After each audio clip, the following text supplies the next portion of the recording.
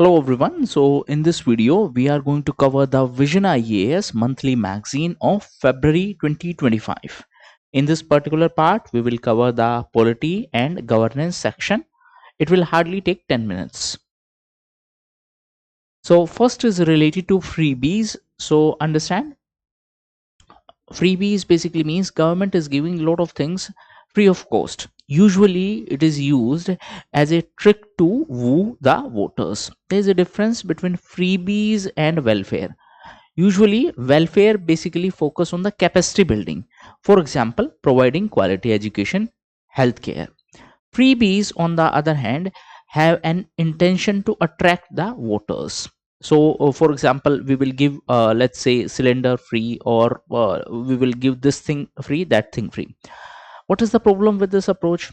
Two things are happening. A, government need to spend more money on these initiative. Basically, this is a kind of revenue expenditure which will keep on increasing every year, so government will have less money for capital expenditure. That's first thing. Second thing, it created dependency culture, so people may not have willingness to work. They think that okay, government will provide us free of cost things, so why to work? So these are some of the issues related to this entire thing. So basically, Court questioned whether the freebies are fostering a parasitic lifestyle. Parasitic lifestyle basically means living on the resources of someone else, not willing to work. Next is related to status of devolution to Panchayat in states. See, recently this report was in news because it was released by Ministry of Panchayati Raj. 73rd and 74th Amendment provided constitutional status to PRI, that is Panchayati Raj institutions, and ULB, that is urban local bodies. Now understand, the concept of Panchayat is that power should remain close to the people who are the actual source of power. Whenever we talk about preamble, the first keyword is we the people. So basically they are the ultimate source of power, and through Panchayat we are giving them this power. Okay, now there are a few important parameters of this index. First parameter is framework.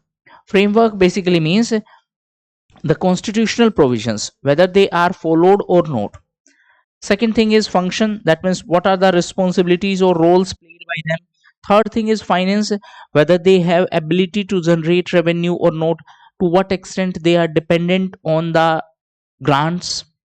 Then functionaries, that means how good is the performance of the panchayat officials. And last is capacity building, that simply means whether we are able to empower them or not. So these are the 5 parameters of this Panchayat Devolution Index.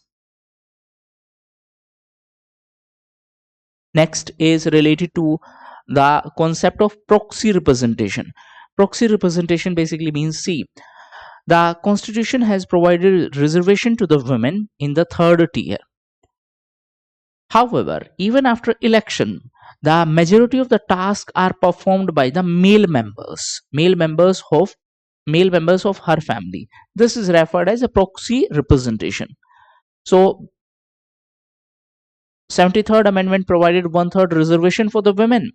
In certain states, it is even 50%. For example, Bihar was the first such state to provide 50% reservation to the women. But the problem is that on paper, women are the representative. In reality, the functions are performed by the male member, and that's why there is a concept like Sarpanchpati. So this particular issue highlight that we need to give them actual empowerment, or we need to consider the real power. Merely providing reservation is not sufficient. We have to make sure that these power are exercised by the elected female representatives rather than their male counterparts. Next is related to deregulation commission. See, deregulation basically means reducing the compliance burden to promote the ease of doing business, or to promote the, or to simplify the business environment. In that context, government is going to set up a deregulation commission. This was highlighted in the budget as well. Apart from that, the economic survey also highlighted that deregulation is the need of hour to promote the economic growth. In this context, government also introduced Jan Vishwas bill. Now, in a very simple sense, previously a lot of simple activities were considered as a criminal offense. For example, delay in filing papers. I'm just giving random example. Now, previously it was a criminal offense in case of certain compliance. Now, government has replaced that criminal offense as a civil offense. So, in a very simple sense, rather than jail punishment, there will be some type of fine. So, why it has been decriminalized? Decriminalized basically means previously it was a crime. Now, it is not a criminal offense, it is just a civil offense. Or in certain cases, that has been removed from the list of offenses. Why it is being done? To improve the business environment. Now, on similar lines, to promote efficiency in the administration, the US government have set up Department of Government Efficiency, which is under Elon Musk. Next is related to Manipur. So recently, the Chief Minister of Manipur resigned. President rule was imposed under Article 356. 352 is for national emergency, 356 is for president rule in the state, and 360 is for financial emergency. Since Manipur is under president rule, the budget of Manipur was presented in the parliament. Punjab was the first state to come under this president rule under Article 356. Next is related to the amendment in the Waqf. Understand the term Waqf. It basically means the properties which are dedicated exclusively for religious or charitable purpose under Islamic law.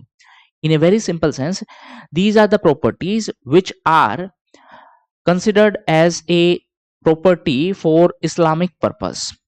Okay, they cannot be sold for any other purpose, and this is prohibited.